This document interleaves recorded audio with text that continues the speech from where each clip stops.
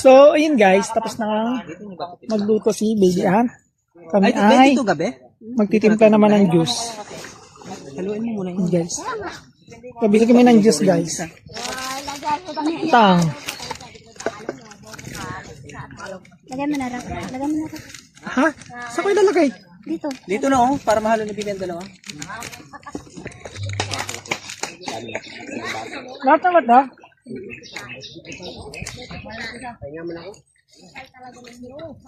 Iris yung tang ko. Ano yung tang?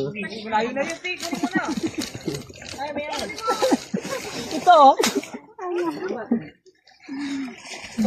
Bare!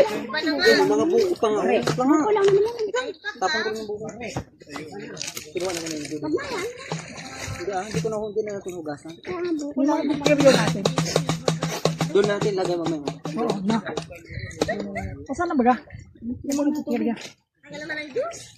Wait lang ma'am ha! Wait lang po! Wait lang. Maglangay ka lang dyan.